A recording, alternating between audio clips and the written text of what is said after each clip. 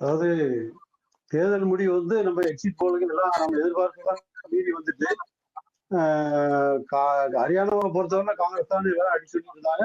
காஷ்மீரை பொறுத்தவரை கொஞ்சம் இழுபறி வந்தா அந்த கவர்னருக்கு 5 எம்எல்ஏ நியமனம் பண்ணி ஆட்சியை மாத்தி வச்சதால ஒரு கம்ப்ளைண்ட்லாம் சொல்லியிருக்காங்க.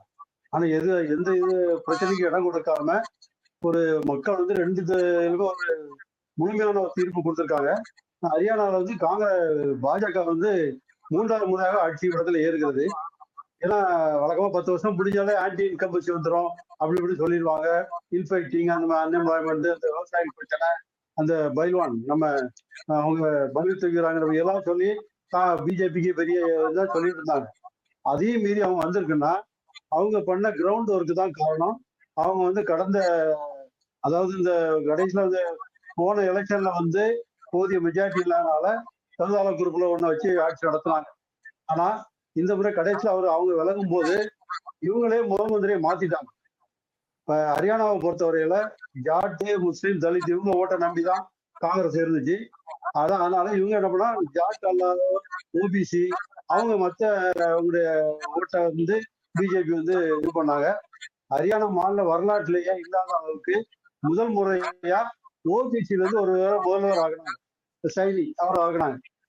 அது ஒரு பெரிய மாற்றத்தை ஏற்படுத்துச்சு. அவரும் இப்ப மனோகர்லால் கட்டாருடைய ஆட்சியோட பெரிய ஊழல்கள் அது மாதிரி இல்லை. இருந்தாலும் அவர் எடுத்த சில டிசிஷன்ஸை கடந்த 70 நாட்கள்ல 126 உத்தரவு போட்டு பல டிசிஷனை மாற்றி அமைச்சு அந்த கட்சி ஆட்சிக்கு வர்றதுக்கு வழிவகுத்திருக்காரு. அது ஒண்ணு. இன்னொன்னு பிற்பட்டவர்களுக்கு ரொம்ப பண்ணியிருக்காங்க. கிரீமி லேயர் அந்த 6 இங்கதான் 8 லட்சம் ஆக்கியிருக்காங்க. அது மாதிரி குரூப் ஏ எலெக்ஷன் தேர்வுல இடஒதுக்கீடு 28% கூட்டியிருக்காங்க. இந்த மாதிரி சில நடவடிக்கைகள் எடுத்து கடைசி அந்த 6 மாதத்துல அதை சரி பண்ணிட்டாரு யாரு சைனி. அதனுடைய மெயின் விளைவு தான் ஒண்ணு. இன்னொன்னு அந்த இது எடுத்ததுன்னா 2022 இமாச்சல வந்து இதே மாதிரி கடைசி நேரத்துல 6 மாசத்துனால ஒரு புஷ்கர் சிங்க முதல் மந்திரி ராவத்தை மாத்திட்டு பண்ணி அங்க ஜெயிச்சாங்க. அதே இதை போட்டு பண்ணிருக்காங்க. இது மட்டும் இல்லாம அந்த ஒரு குடும்ப அரசியல்கள் சௌதார குடும்பம் அது 2 பேரும் சண்டை போட்டு இவங்ககிட்ட சேர்ந்து புரிஞ்சு அதை தனியா கலத்தி விட்டாங்க. அது ஒரு பெரிய ரிலீஃப் மக்கள். இவங்களுக்கு யாரும் பிடிக்கல. ஏன்னா இன்னைக்கு தேர்தல் முடிவுல பாத்தீங்கன்னா ஏதோ அர்ஜுன் தவிர மீதி அந்த குடும்பத்தை 4 சமுதாய குடும்பம் 4 பேர் இன்னும் தோத்து போயிட்டாங்க. தலைவர்களும் தோத்துக்கான்னு சொல்றாங்க. ஏன்னா அந்த அளவுக்கு அது அவங்களுக்கு அது வரைக்கும் நல்லது. இது மட்டும் இல்லாம காங்கிரஸ் அவங்களுக்கு 2 இன்ஃபைட்டிங் செல்ஜா பூர்வேந்தர் கூட 2004ல அவர் எழுதும்போது பல ஊழல்கள் இருந்துச்சு. இப்பவும் அவர் தான் வரான்னு ஒரு பிரச்சனை எல்லாம் இருந்துச்சு.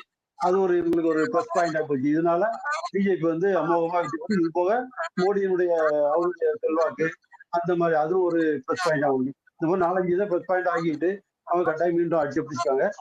காஷ்மீரை பொறுத்தவரையில அங்க வந்து காங்கிரஸ் ஆட்சி வந்து ஏன்னா ஏற்கனவே ரெண்டா பிரிக்கும் போதே ஜம்முல வந்து 6 கூட்டினாங்க.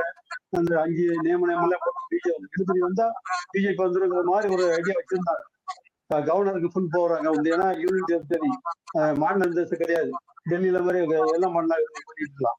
ஆனாலும் அங்க வந்து தேசிய மாநாட்டு கட்சி எப்பவுமே அங்க வந்து பிஜேபி எதிர்ப்பு தான் அங்க காஷ்மீர்ல. அந்த வகையில காங்கிரஸ் வந்து இந்த முழுமையா வந்திருக்கு. பிஜேபி அவங்க அந்த இந்துத்துவதுனால அவங்க ஜம்மு மட்டும் பெருசா பெரும்பாலும் வச்சுக்கிட்டாங்க இல்லையா. மற்ற பகுதியெல்லாம் இவங்க 2 சேர்ந்து வந்தாங்க. அதனால அது அதிகமா ஜெயிச்சுட்டாங்க. பிஜேபி வரணும்னு எதிர்பார்க்க முடியாதுன்னு அவங்க எல்லாம் சொன்னாங்க. ஆனா அதிக அளவு எதிர்பார்த்த விட அதிக அளவுல காங்கிரஸ் அந்த கூட்டணி வந்து ஜெயிச்சிருக்கு.